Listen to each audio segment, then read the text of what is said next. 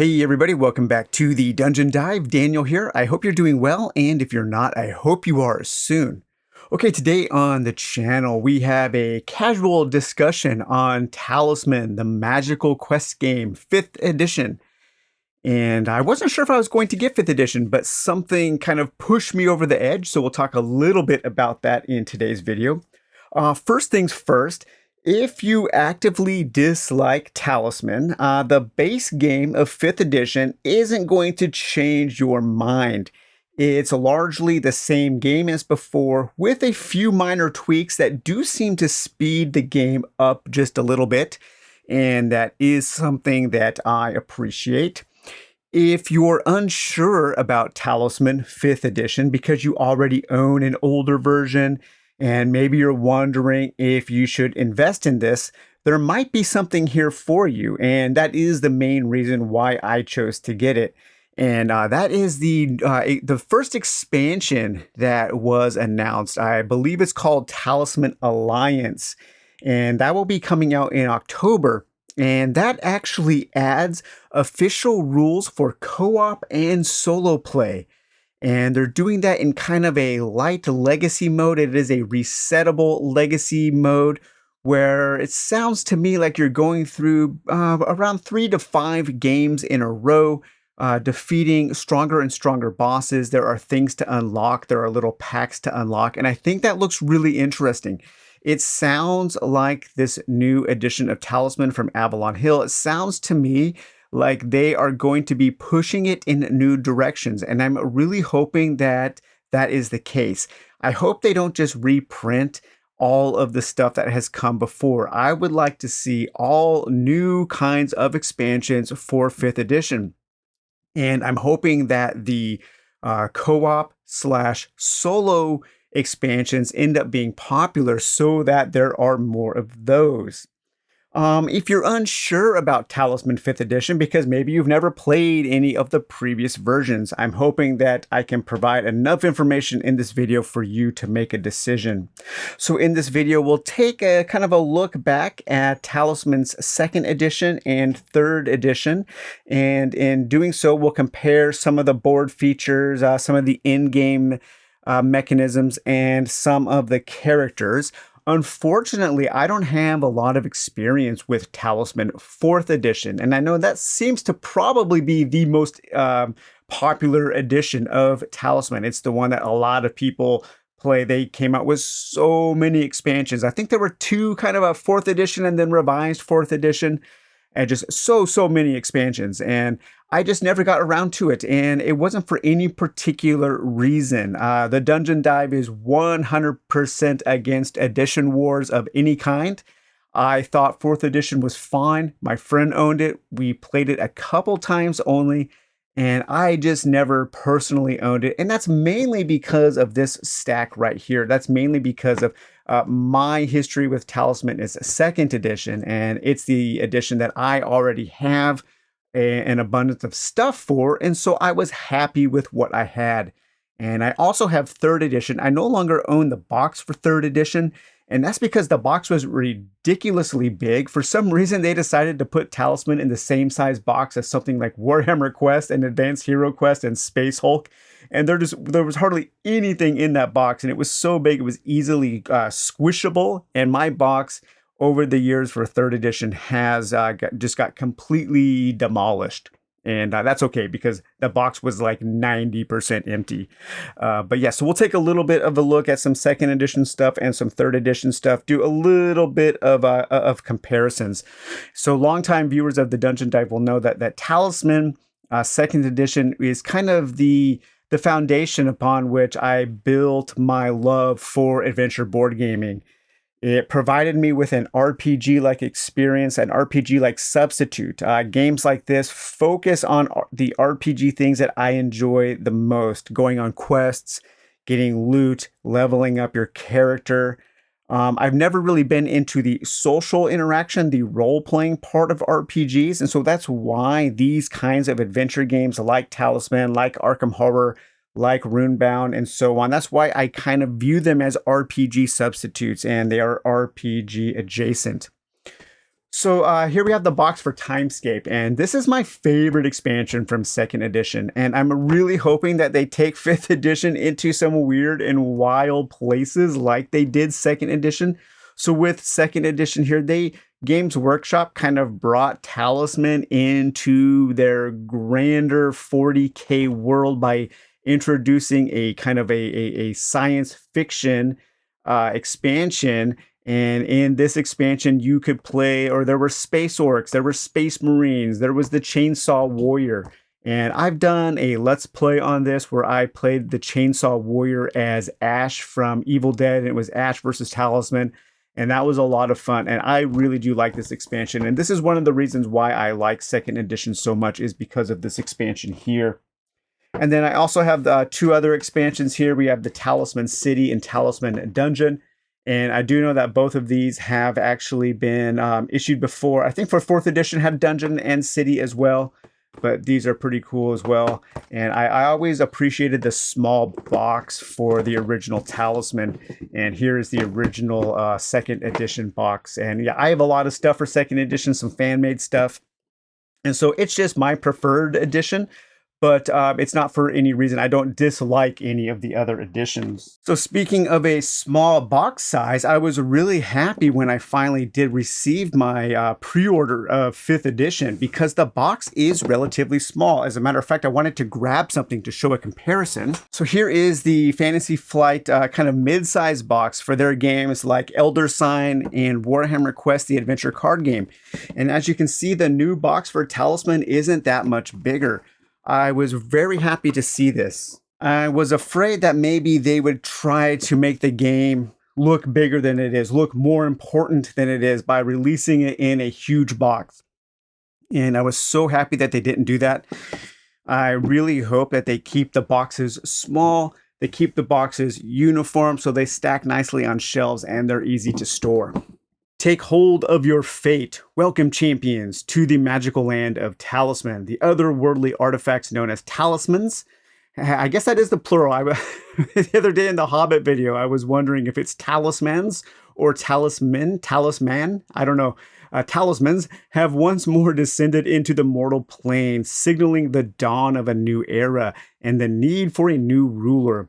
Race after other players to the center of the board and vanquish the powerful guardian that defends the coveted crown of command to win and guide the world through its next era. I do like that they emphasize the fact that at its core, Talisman is a race game.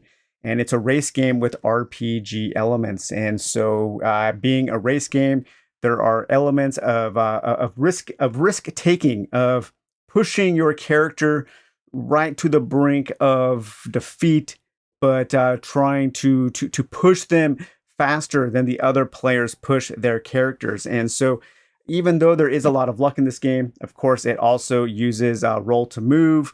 There are some strategies, there are some skills. I think a skilled player at Talisman will beat a non-skilled player at Talisman more often than not, because they know when to push, they know when to press their luck, they know when the chances are in their favor. So I do have all the components out of the box because I didn't want to flip it over with everything.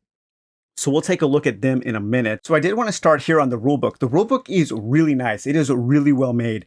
Avalon Hill, I think, lately has been killing it on their production quality. The production quality of the new Hero Quest is just off the charts good. I love it. I think it's one of the most exquisitely produced board games I've ever seen. The rule books in the new Hero Quest are stitched. They're not stapled. And that is the same for this new rule book for Talisman. And it just makes everything just feel a lot higher quality, kind of, I don't know, kind of prestige. And I think the rulebook looks really nice. They've done a fantastic job. It's very detailed with great layout, really good colors, and good art. I think everything looks fantastic. I've enjoyed my time reading this rulebook. I like all of the characters here, the overview of the different characters you'll get. We'll take a closer look at the characters later on in this video, how to read your character's cards, your strength, your life, how to use fate. And one of the things I really appreciate about this rulebook is right at the beginning here, they have a section about what is different. And so this little symbol here marks rules throughout the game where the rules are different than 4th edition. I believe that's the main edition that they were working with. And so here we have some major things that are different. The in-game condition is different. The in-game condition here is a little bit more like the in-game condition from 3rd edition, where you don't have to defeat the other players, you have to defeat a boss on the board. And that really does help to speed up the game. You can choose your character, and the first person to choose your character ends up going last in player order. You can change your character's alignment at the beginning of the game. The carrying limit, talismans no longer take up a slot, so you can have 4 items plus a talisman, 4 objects. Character death has been greatly improved in my opinion. You don't lose all of your stuff. So if you lose all of your lives and are defeated, place your figure on the village space in the outer region. You'll keep all objects, magic objects, followers, spells, trophies, fate tokens, and gold. So you will keep everything. It's more like just getting knocked out. Personally, I think that is a fantastic change, because if you lost towards the end game of Talisman, there was really no point in creating a new character. That's what you had to do in the earlier editions, at least in 1st and 3rd. I don't know about 4th. I'm not quite sure what the death penalty was in 4th edition. But yeah, you were just kind of out of the game and would not be able to play for the last hour and a half or so. So I appreciate almost all of the changes I think are done for the better. Actually, I don't have really a complaint with any of the changes that they've made in 5th edition. I think it does help to speed up the game. And that's a good thing, because one of my main complaints about Talisman in general is how long the game takes to play. So it also uses fate tokens. So fate tokens were, I believe, introduced in 4th edition. And these are tokens where you can spend to re-roll dice. They can help you mitigate luck. But one of the new things you can use your fate tokens for is to move. So when you roll to move, if you don't like the roll, you can spend 1 fate token to move up to 6 spaces on the board, as long as you don't land on another character. Fantastic. That's great. And also they've lessened the devastation of being turned into a toad. So it only lasts for 1 turn, and you also retain all of your cards. So again, just things to help speed up the game. I know they've also gotten rid of some of the spaces on the board where you could lose a turn. Losing a turn is such a dumb mechanism. Name a more iconic duo: vintage games and losing a turn, right? I never liked that mechanism. Any game that has losing a turn, I usually try to find a way around that. Just because when you are sitting around to play a game, you should be playing the game. A punishment shouldn't be not being able to play the game that you showed up at the table to play. But anyway, so yeah, so I think the rulebook is really good. I have read through it a couple times. I like it. It's very clear. Things seem to make sense. If you want to know more in depth on the rules changes and what people are talking about, go to Board Game Geek. There are already a number of threads where people are pointing out the differences and, yes, arguing about which one is better. But hey, guess what, guys? It's 90% of the game's the same. It's Talisman. It's the same game. And just as a quick comparison, I thought we would take a look at the rulebook from 2nd edition. So this is definitely an old school rulebook with all of the sections and the subsections. But overall, this is actually a pretty good rulebook. I actually really enjoy this 2nd edition rulebook. It's very straight to the point, just kind of a list of the things that you need to know to play the game. No nonsense, hardly any art, hardly no color at all. But so that's the 2nd edition. Now the 3rd edition rulebook, it has to be one of the slimmest rulebooks I have ever seen. It is ridiculous how short this thing is. So you have your cover page, 1, 2, and 3 pages. I think this was the only rules. This is the only rules that I have. Maybe there were more detailed rules. Maybe, I don't know, maybe my copy, let's see, your copy of Talisman, the game board. Yeah, I don't know. But man, this is so crazy how slim the rules for 3rd edition were. There must have been more rules. This must have been a quick play guide or something. But I also have some other things here. So there was an expansion for Talisman, the 2nd edition, called The Adventure, and it was really cool. We'll take a look more at this later when we compare the endings. And this came with some multiple endings that you could play. And then one of the expansions for 2nd edition also came with an FAQ because, hey, back then there was no internet. And you had to get your questions answered via mail. And so you would send questions to Games Workshop and they would hopefully answer you via snail mail, or maybe they would print your questions in a white dwarf or in one of their fanzines or something. But then sometimes game companies would compile frequently asked questions and put actual printed FAQs out. And so here we have all kinds of questions answered.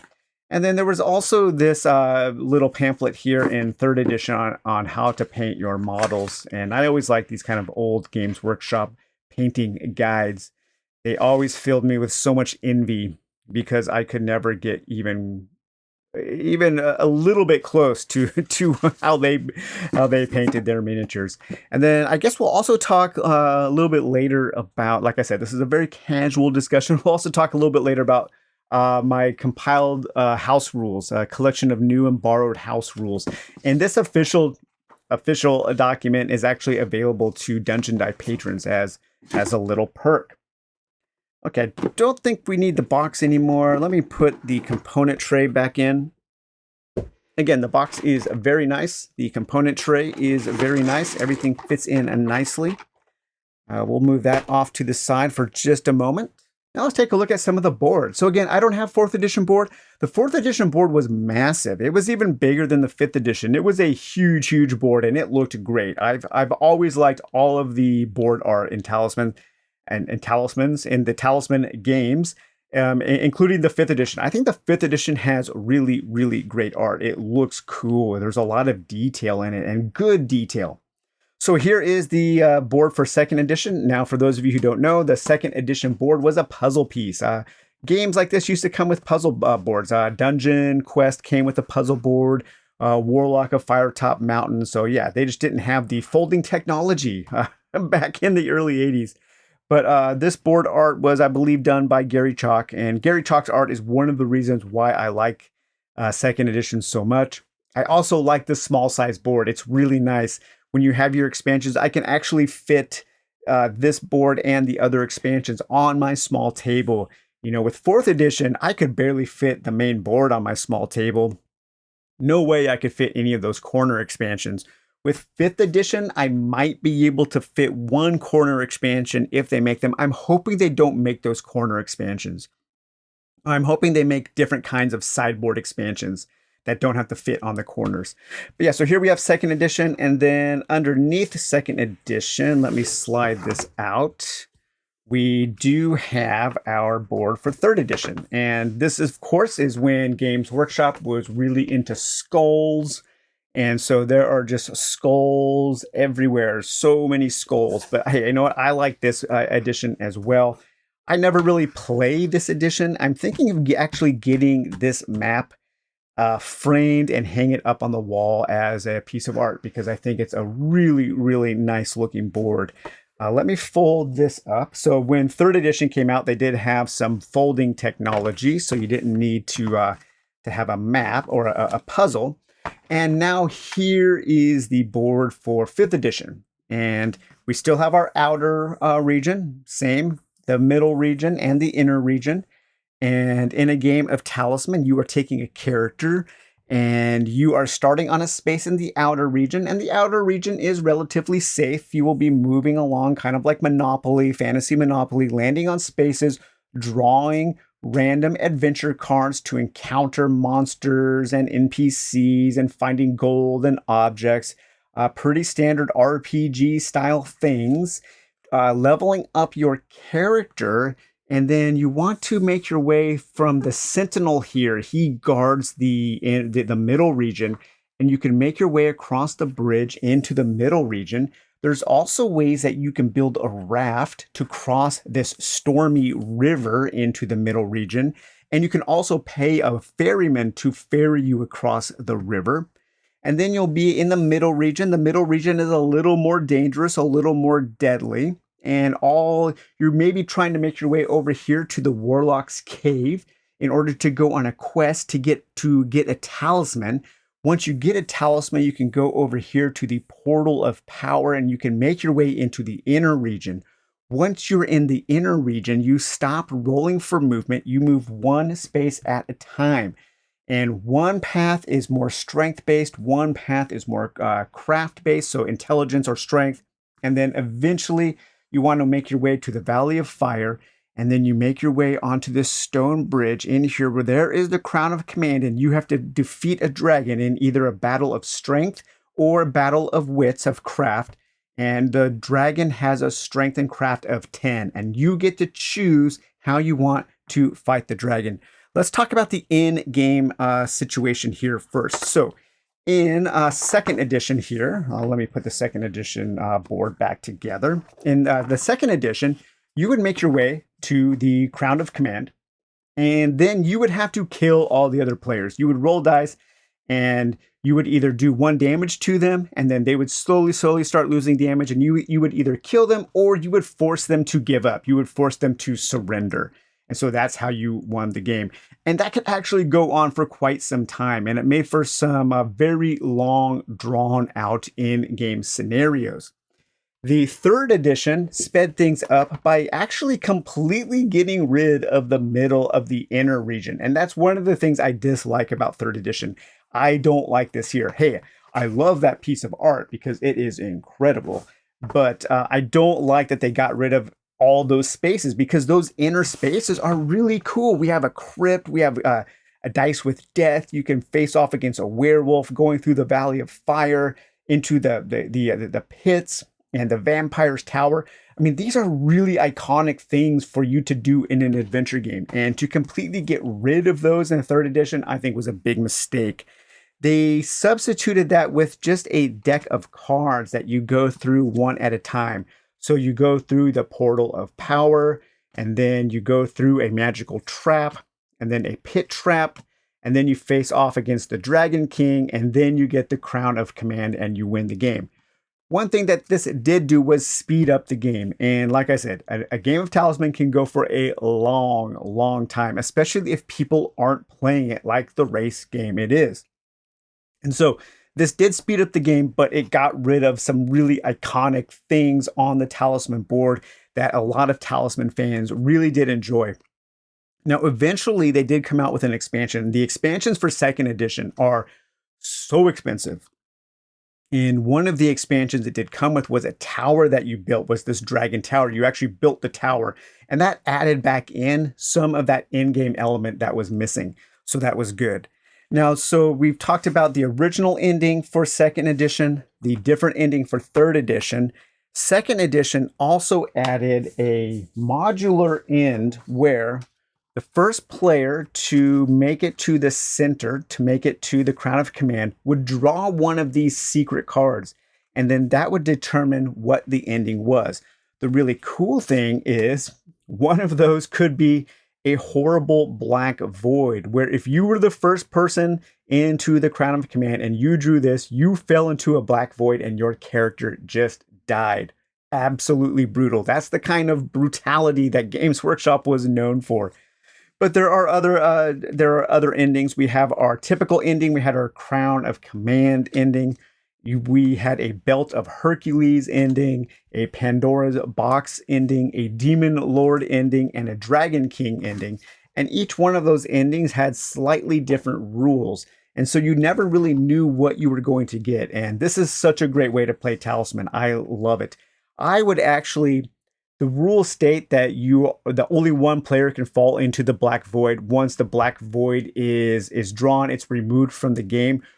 We would keep it in, and you would just roll a d6 and determine. So more people. So maybe everybody could fall into a black void and nobody would win the game. But this is a really neat idea.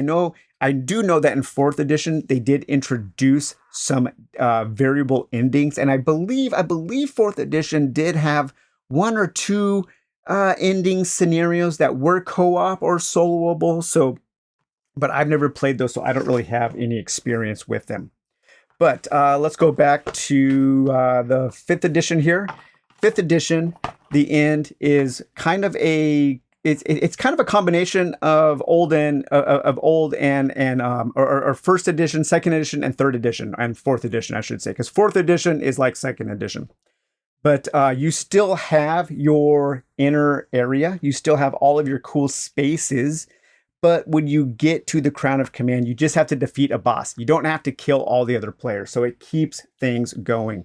And that is something that I really, really do appreciate. Now, some of the spaces have changed as well, and they have eliminated the losing a turn. So let's take a look here at the forest here. So the forest in second edition is you roll a die, and then on a 1, you're attacked by a Brigand of Strength 4, so you have to fight a Brigand of Strength 4. On a 2 to a 3, you lose a turn. On a 4 to a 5, you are safe, and on a 6, a ranger guides you out. So that's the forest in second edition. Let's look at the forest in third edition here. Where is the forest here? So the forest here in third edition, roll a die. 1, you're attacked by a bandit with a strength of 4. 2 to 3, you're lost for a turn. 4 to 5, you're safe. 6, a ranger guides you out, gain a craft. So the forest in the new edition, let me see if I can pick this board up. I'm not sure how unwieldy is it. Okay, oh, nice. Okay, so the forest in the new edition is 1 to a 3. You are attacked by a brigand. You just lose a life. Okay, so you don't have to engage in combat. So that's something that speeds it up. It's just kind of a risk. You lose a life. On a 4 to 5, nothing happens. On a 6, a ranger guides you out, gain a craft. So the 6 is the same. No longer can you lose a turn, which is really nice. And you have a better chance of nothing happening. So thematically, it's kind of the same, but I think all of the changes go to speeding things up. And that's pretty much how the few spaces that have been changed, how they play out. It's just there to make things faster. I did want to call out one special space here. This is a brand new space, and this is the Caverns. And it exists in the outer region between the tavern and the city. And when you land here, you have a random chance of coming out somewhere else. And this is really interesting. You can come out on the crags, and the crags are in the outer region. You can come out in the forest in the outer region. You can come out in the chasm, which is in the middle region. You can reach the Sentinel in the outer region. You can go to the ruins, which is in the middle region, or you can end up straight at the Warlock's Cave to get your quest to get a talisman. So that's pretty interesting. If you land there, you could be sent straight to the middle region. It would be entirely possible for a character to reach the middle region on their first turn. Again, a lot of these changes go towards speeding up the game. And that is something that I think they really focused on in this edition. For instance, let me move the camera again. When you go to the tavern, instead of having a random chance to cross the river here, you can actually just pay the ferryman 2 gold for a trip to the temple to the middle region. So if you have 2 gold and you want to speed up the game, you can go straight to the middle region. I think that is pretty great. So I think the new board overall is fantastic. I love the way it looks. I love the way it folds up small. It's really nice. It's super well made. It feels really high quality. And that's one thing I can say about everything in 5th edition is it is high quality. I think the art on the board is really nice. You can look down here and you can see some really good detail. You can see how much I think love that the artist put into this game. It looks fantastic. I know there were some accusations that it was AI art, and Avalon Hill came out and said, nope, here's the person who did it. Here's the company who did it.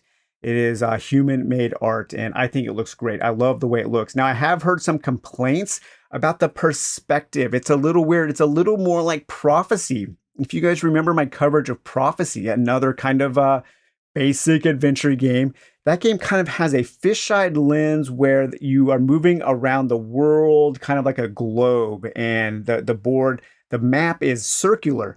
That is kind of how the board is here, but it's square. The point of view is focused on the Crown of Command, and then everything from here kind of bends out and around. And so depending on where you're sitting, you might have an upside down view of some of the things. I don't think that's really a problem. One of the things that I do enjoy, and let me bring out my 2nd edition board again so you can see here. So because of the perspective on the older boards, the river that you crossed was kind of in the sky. It was always a little weird. So here's the river here, and it's kind of coming up under a weird bridge. and then it's flowing into the sky. It's a sky river. It's actually not, but that was just a perspective. By presenting the perspective like they did here, the river is actually on the ground where rivers belong. And so, yeah, that is something that I do appreciate. I think it looks great. I love the art. I love playing in this new world of Talisman. Okay, now let's get into something that is amazing that everybody loves about Talisman, and that is the characters. There are so many characters, and there are good ones, and I like them a lot. And I think whenever you start a game, picking a new character is always fun. So we have our new 5th edition characters. We have my large stack of 2nd edition characters. I'm sure the stack for 4th edition with all those expansions, it must be, I don't know, is it twice this many? But there are a lot. I think there are something like 50 or so, 70 characters here in 1st edition or in 2nd edition. And this is with, I think all of the expansions, so all kinds of different characters. Now, 3rd edition, I did not really care for the character cards. I just think they're kind of boring. They didn't really have any art. They just had a picture of the mini, which is okay, but I would rather see hand-drawn art for that. But the differences between the 3rd edition, there aren't as many overlapping characters in 3rd edition, and so we'll take a look at that as we go. And so in the new 5th edition, we have these following characters. We have the prophetess, the assassin, the ghoul, the sorceress, the wizard, the elf, the monk, the priest, the dwarf, the thief, the troll, the warrior, and then when you get turned into a slimy toad, there is your toad character. And so a character will have a number of different stats. They will have their strength, and the cones return, the cones of Dunshire, the cones of Talisman return here. And so we have our strength. So when you create the prophetess, when you play the prophetess, you'll take 2 cones to be your strength. You will take 4 cones to be your craft. Okay, so there's your 4 cones for your craft. The large cones count as 5. And then you can have a number of objects. So you can have 4 objects. Objects are things like trinkets, armor, weapons, that kind of thing, magical objects. You can have followers. Those are NPCs that you can find, and you can have any number of followers. You have a certain number of life, and life will be represented by these green cones. And so all the characters, I believe, start with 4 life. Again, the large cones are 5. Now, some of you might have seen these purple cones when I showed the components, and I should have mentioned those before. But these purple cones, these are not included in Talisman 5th edition. These are from 3rd edition, and these were experience points. And I think we'll talk about that a little later. I still prefer the way that 3rd edition handles leveling up and handles experience points. I think it makes the game a lot faster and a lot more fun for me. And so I'm going to continue to use 3rd edition rules when I'm playing 5th edition for leveling up, just because I think it really does speed up the game. And so that's, again, one of the main complaints about a lot of these styles of games is that they're too long for what they offer. And then we also have a fate. And so like I said before, we have these fate tokens. Fate tokens can be spent to mitigate luck, to reroll dice, and they can also be spent for movement. That's pretty cool. And then the characters will start with some gold, and 5th edition comes with some plastic currency that actually looks pretty good. That's one of the things. The gold coins, the little tiny cardboard chits in 2nd edition, are really bad, and I don't like to use those. And then each of the characters will have a number of different powers. So, for instance, the prophetess, you begin the game with 1 spell, and so we do have a spell deck. The spell deck feels a little slimmer to me, especially compared to 2nd edition. I'm not as excited about the spell deck. This is one area where I would like to see the game expanded upon greatly. And so we have a number of different spells: healing spell, psionic might, preservation, random acquisition, destruction, healing, teleportation, divination, immobility, nullify, destroy magic, counterspell, and so on. I think they look really nice. The cards are really nice, and you will recognize that no longer does the game use mini cards. So here we have our 3rd edition cards, here we have our 2nd edition cards, and our 5th edition cards. They are much larger. I was surprised to see that they went with larger cards. I think that adds to the cost. I am not somebody who dislikes small cards. I know some people hate them. Some people call them hobbit-sized cards. I don't care. They usually work fine. I actually kind of prefer them in some ways because sometimes I feel like you can get more for less with the smaller cards, but they went for full-size cards. And I think that's interesting. It is a little weird though, because the cards don't exactly fit on the spaces anymore without covering things up. I did appreciate the old smaller cards because they would actually fit in the spaces. And so it is a little weird. It's a different decision. But hey, I'm kind of all about it because I think the art looks really nice and they look really big. You get a big piece of art, which is really nice. But yeah, so the prophetess starts with a spell, and if you're ever out of run out of spells, she can draw one. So she always has at least one spell. That's a lot better than the magic users in third edition. In third edition, you weren't guaranteed to always have one spell as the wizard. Once per turn, whenever you must draw an adventure card, and the adventure cards, these are all of the things that you will encounter, all of the combat, all of the NPCs, all of the objects, all of the events, all of the places that you will discover as you are exploring the land of Talisman. But the prophetess, being the amazing character that she is, I love the prophetess. She can discard her first card and draw a second card. So she has a little bit of a choice in what she is encountering. And at any time, you can look at the other player's spells. So some of the characters, their abilities, they do focus on that competitive nature of the game. And so if you are playing solo, like I do a lot, some of the characters, they don't work so well solo. Just they feel a little neutered because their powers are not meant for solo or cooperative play. I would bet, I have a feeling that the Alliance expansion, I have a feeling that it's not going to come with any new characters, but it's going to come with co-op versions of the old characters. I bet that's what happens. But anyway, so that is the prophetess here. And as you can see here, we have the old prophetess from 2nd edition. Pretty much the same strength 2, craft 4. There was no fate in 2nd edition. Everybody started with the same number of lives. And the rules here are the same exact abilities. You begin the game with one spell. During the game, you always have at least one spell. Whenever you draw an adventure card, you may draw one more than necessary, then discard one of your choice. And at any time during the game, you may look at the spell cards held by the other players. Okay, then we have the assassin here. Strength 3, craft 3, life 4, fate 3. 3 points of fate. That's pretty good. And the assassin, when you battle any character or creature with strength, you can choose to assassinate them. You cannot assassinate when you are attacked by another character. So this is a kind of a PvP style of character. When you assassinate, battle takes place as normal, except that your opponent may not roll a die to add to their strength. So there's two kinds of combat. There's battle, and then there's a battle of wits, or battle of strength and craft, basically. And most battles are fought with strength.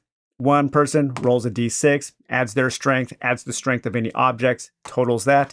The other character rolls a d6, adds to their strength, modifies that by anything they're carrying or any followers, and whoever has the highest total wins. Some characters can fight with their craft, can fight with their mind. Some encounters are ghosts, some encounters are spirits, and so they will always attack with craft. And so most of the time I find that craft characters are it's a little harder to play a craft character just because there aren't as many, and in the way that the leveling up usually works. So when you fight a character, when you fight a creature, you will take their card as a trophy. And so this ogre here has a strength of 5. It would be a battle of strength. And you would take that, and that would add a trophy value of 5. And then if you had another card with a strength of 3 as a trophy, those combine to be 8. And in most games of Talisman, you trade in 7 points of trophies for a similar level up. So strength is traded for strength. So I could trade in these two cards here worth a trophy value of 8. That's a 7. And I would get 1 point of strength to add to my strength. So if I had a 3, I could add 1 cone to go up to level 4 in strength. And the same with craft. If these were both craft, I could trade both of these cards in for 1 point of craft. Now, 5th edition changes that a little bit by making your current strength or craft or the target number. So to level up the assassin, it's much faster. I only have to have trophies worth 3 or craft worth 3, and then it goes up from there. Next would be 4, 5, 6, 7, 8, and so on. I think that's pretty cool. It makes things go faster. It makes that beginning game, that initial kind of the firing gun starts, and it ignites some fire under the race because you can level up quicker, but then it takes longer as you progress. And that's kind of how things should go. In most RPGs, the earlier levels are easier to get to than the higher levels. So that makes sense. However, I prefer 3rd edition rules for leveling up. And 3rd edition rules say that when you defeat an enemy, you get experience points that are worth the strength. So if I defeated this ogre, I would take 5 experience points. If I defeated this bear, then I would take 3 experience points. So now I have 8 experience points. I can trade in 7 for anything, for any stat. I could trade 7 for strength, 7 for craft, or even 7 for life for hit points. I like this system a lot. This is my favorite of the leveling up systems. And because it gives you that choice. If you start with a character who's focused in strength, but maybe you find a really cool spell, you might want to switch over into a craft style character. And so that's one thing that I will probably continue to play with that rule, that you can level up any of your values, any of your stats for 7. But here we have the original assassin here from 2nd edition. You can pause that, and if you want to compare, I'm not going to compare each character here. But here we have our ghoul. So one of our evil characters, strength 2, craft 4. The ghoul can siphon life off of other characters. Fate of 4, that's great. I think that's the highest fate. And here is the 2nd edition ghoul. So you can pause that if you want to compare those there. Here we have our sorceress, craft 2, strength 2, craft 4, evil character. And there are the powers there. You begin the game with 1 spell. When you attack another character, you could choose to use psychic combat. So she can use her craft for combat. You cannot use this ability if you are attacked by another character. You may attempt to beguile another character on the space you land on. If you succeed, you may take 1 gold, 1 follower, or 1 object. And you can roll the die to beguile. And so there is the 2nd edition sorceress there. Here we have our wizard. And our wizard looking at his spell book there. You begin the game with 2 spells. If you ever run out of spells, immediately draw a new spell card. So you always have at least 1 spell card. That's good. When you attack another character, you can choose to use psychic combat so they can use their craft. There is the original wizard. And then finally, we have a crossover between 5th, 2nd, and 3rd. Our first crossover here, we have this wizard here. So you begin the game with 1 spell. You may keep a spell card after playing it if you wish, but you must discard another spell card in its place. And you may use experience points to gain spells. For every 7 experience points that you discard, you gain a spell. So that was a different way to spend experience points, but the wizard in 3rd edition was not guaranteed to always have 1 spell. And they also weren't allowed to use their craft in combat. They weren't allowed to decide to do that. So a very different type of character there. And then here we have our elf and elf. So the elf, strength 3, craft 4, a fate 2. And you may choose not to roll in the forest. So when you land on that forest space that we talked about earlier, you don't have to roll. You can evade creatures and characters in the woods. And if you are in the wood space, instead of rolling a die for movement, you may instead move to any other wood space. So they can kind of teleport around that outer region. There is the 2nd edition elf. Love that drawing of the elf there. And here is the 3rd edition of the wood elf. I believe they are somewhat similar, but they do have quite different powers there. All right, and then we get into our monk. The monk here looks really happy. This monk is actually kind of smiling as well. There is no monk in 3rd edition. And so here we have our monk. Your inner strength allows you to add your starting craft value to your strength during battle, but they cannot use any weapons. When you roll to pray, you pray at the chapel. It's one of the spaces on the board. You add 1 to your die because the higher the die roll, the better your prayer goes. But you may not use any weapons or armor during battle, but you do get to always add a +3 to your strength. And they actually, oh no, so a fate of 5. That must be the highest. And here is our original monk. And then again, there was no monk in 3rd edition. Here we have our priest. The priest begins the game with a spell. When you roll to pray, you may add 1, so that's very similar to the monk. You can automatically defeat an enemy spirit without resorting to psychic combat. When you use this ability, you may either keep the enemy card as a trophy or discard the card to gain a spell. So they can trade spirits in for spells. They may not use weapons during battle. A 2, a 4, and a fate of 5 there. And here is our original priest here from 2nd edition, if you want to pause. And there was no priest in 3rd edition. Our dwarf warrior here, a 3, a 3, and a 5. You may choose not to roll in the crags or chasm. If you roll, you must accept the result. You can evade creatures and characters in the hills. When rolling in the cave, you may add 1 to your total. You need only roll 1 die when attempting to open the portal of power with craft.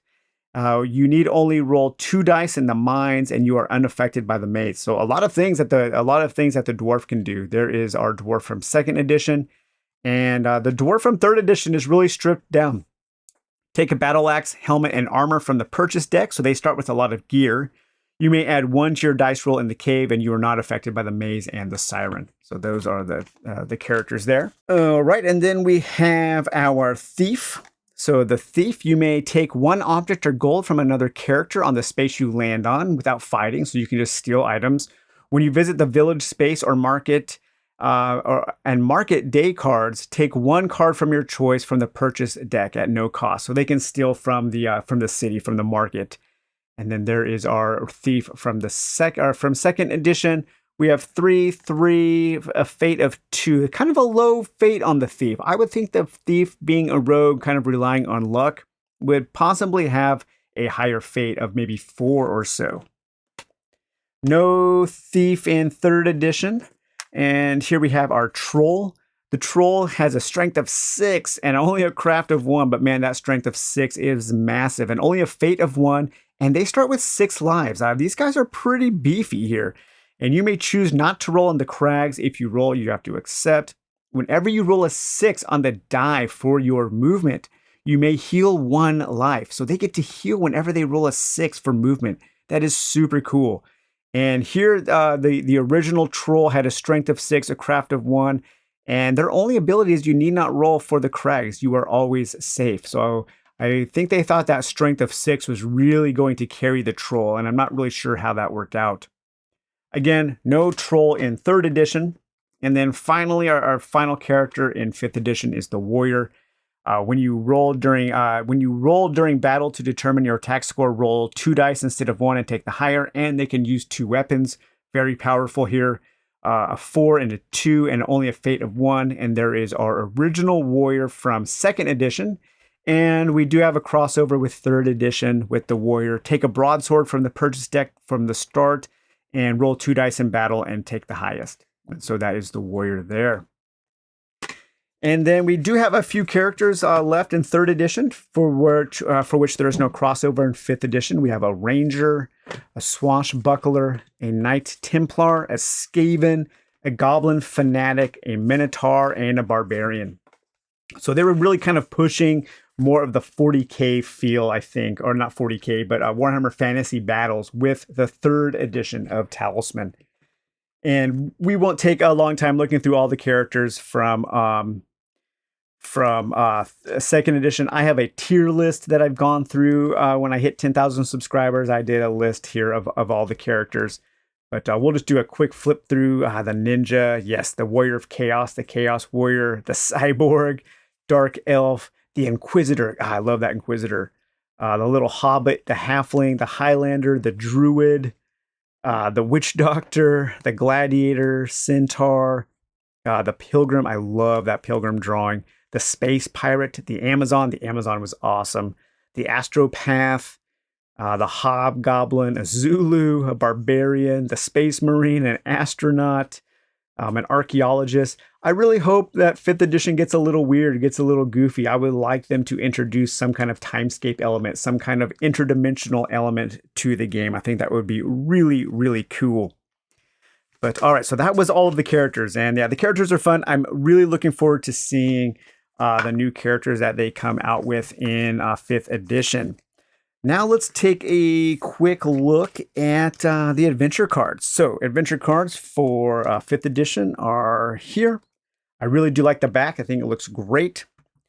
My stack of adventure cards from 3rd edition and my stack of adventure cards from 2nd edition. And this is with all of the expansions that I have. I can't even imagine how large that stack of adventure cards must be for 4th edition. It must be like a foot tall because there are so many expansions for that thing. And man, congrats to people who have all of those expansions because those things are skyrocketing in price. They are so expensive, some of them. So that game has gotten very collectible. That is one of the other reason why I didn't jump on 4th edition was just by the time I got around to maybe buying it, some of the expansions were already out of print and were getting pretty pricey. But yeah, so they did go with full-size cards, and I think this is cool. I don't know if it's going to come back and maybe bite them in the ass later because it's going to be more expensive to produce full-size cards. I don't know, but Avalon Hill seems to be doing okay. I know Hasbro is struggling. I really hope there's a future. I really, really do hope there's a future for 5th edition because, again, I want to see what they're going to do that's different. And I think that just the fact that they're making full-size cards, the fact that the first expansion is focused on some kind of light legacy co-op and solo mode, it makes me think that they are going to push this game into some different directions. But we'll just do a quick flip through of these cards. So we have our enemies here. Hobgoblin, a ring is a magical object. There's our Spectre. There's a Maiden, so that's a follower. So she adds 2 to your craft. A Shadow is an enemy spirit. That's really nice art there. It looks really good. A bag of gold, so you can find gold. You can find a mule follower, and the mule will help you carry more objects. You can find a place like a cave, and when you find a place, that place overrides the space. So that place stays on the board for the rest of the game, and so that ends up with a new thing that you can do on that space. A holy symbol. A fairy is a stranger, so you can meet strangers, and they can help you on your journeys here. The sorcerer stranger. The enchanter, an ape is an enemy animal, a devil, there's the spirit again, a guide, an amulet, you can get lost in a maze, you can find a unicorn, you can fight a ghost, you can come across a magical belt that gives you strength, you might get attacked by a bandit, you might find a raft, and if you find a raft, you can cross that river. Also, if you buy an axe, you can also build a raft in the forest, I believe, to cross that river so you can get to that middle region. You can happily and luckily actually find a talisman without going on a quest for the warlock. And so, yeah, just luck can help you find that talisman. I think there's 2 talismans in the adventure deck. So, yeah, just a lot of neat things to encounter. This deck here, these are always my favorite kinds of decks in adventure board games, is just having all of the random encounters, and I can't wait to see how this is expanded. 2nd edition, the cards here. So this is a lot of different expansions mixed together, but there are similarities. You can find doors to dungeon, and that would doors to the dungeon, and that would lead to the expansion. But because the expansions are already mixed in here, you're going to see a lot more variety and a lot more different things that you can discover. But there's your original talisman there. And a warhorse, a familiar, a gargoyle, a Chinese dragon to fight, a banshee, a pool of life. There's another talisman. So I love these old cards like this. I don't know. It is nostalgia. It just makes me think back to high school when me and my friends used to play this, and we had so much fun playing Talisman for hours and hours and hours on the weekends. And we would also play at school in the science lab during lunch, and we had a board that we could kind of lift up and save, so we could save our game and we could put it up on top of a cabinet to continue playing our games. And games will last like a whole week during lunch. Super fun. A lot of really good memories wrapped up around this game. And then we have our adventure cards for our 3rd edition here, and they're mostly the same, but with different art. It has that more kind of mid to late 90s, mid 90s Games Workshop art here. But I do really like the look of the art and the cards in 3rd edition. I think it looks really cool. It's very bold and kind of stark and unique.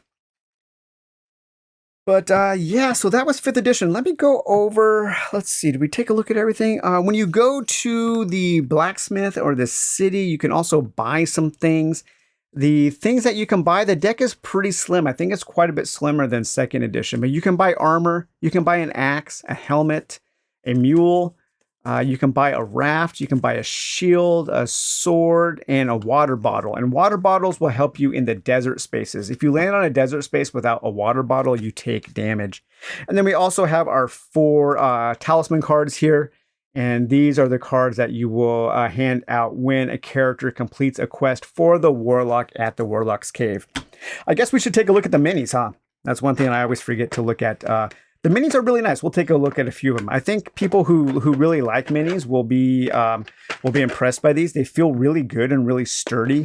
I would have loved it if they had returned to the days of the standee like 2nd edition with some of that art. That's just my personal preference. But I think the minis look really, really nice. They're well done, especially this troll. Man, he's beefy. That's really cool. I think it has a good look there. And then here's our dwarf. That's a really cool looking dwarf there. And our wizard studying his spell book. And then also our, I believe that's the prophetess there. So yeah, overall, like everything in this game, everything is really well made. It is a high quality product, and I'm very happy to have this in my collection now. So I do want to quickly go over my house rules. I've played only 2 games of 5th edition, and I've played rules as written, but I'm not sure which of the house rules that I have used over the years will be incorporated. Probably the experience house rule that we talked about earlier. That 7 points of any trophies can be spent to level up any stat. Can be traded at any time on your turn except when combat. No change is given for unused trophy points. That was if you were using the cards. The close enough rule. The close enough rule is that the corner spaces of Talisman are the really important spaces. And the close enough rule is if you land on the space right before the corner, you can, for part of your movement, choose to move into that corner space. That does help speed up the game. If a 6 is rolled in combat, it's an exploding die. And so you can roll again and you can add. And that affects heroes and monsters. I like exploding dice. I think that's fun. If you're using cards, so one of my favorite house rules that somebody came up with in Talisman is using cards for movement and for combat. And this is definitely a house rule that I'm going to continue to play. It does kind of neuter some of the abilities, some of the spells maybe, or some of the characters' powers, but I think the game is just way more interesting this way because it gives you more choices. And so what you do is, here I have a deck of cards with values 1, ace, 1 through 6, 4 times, and a few jokers, a couple jokers, and the jokers are wild.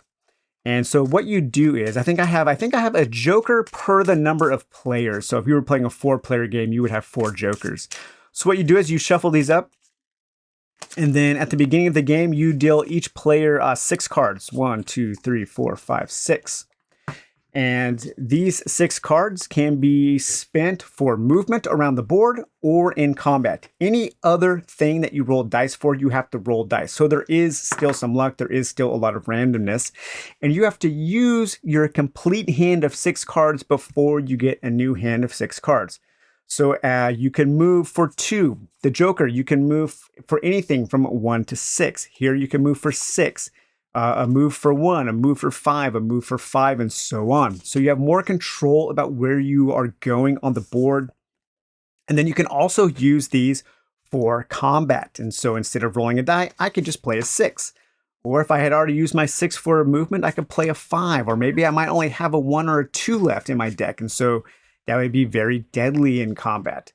And so I do really like playing the game in this way. I think it makes the game more interesting. You have a few more choices.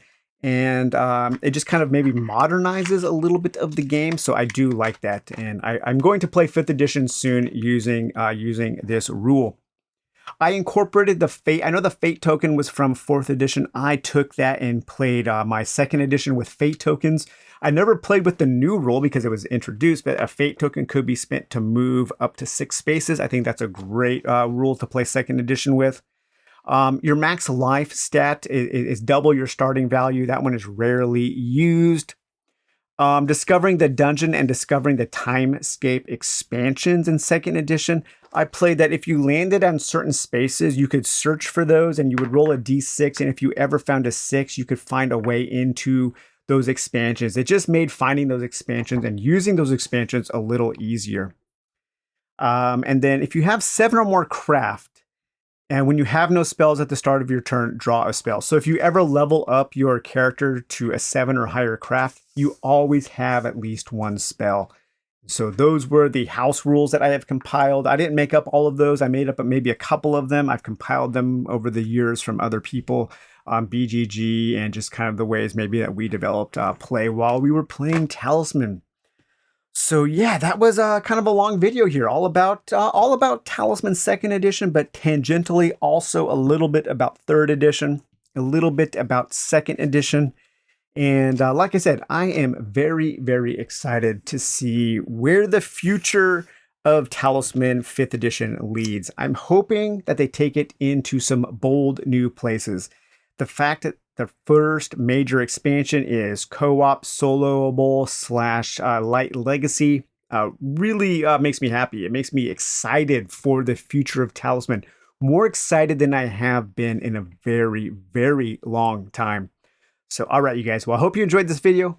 We will talk to you later. Bye-bye.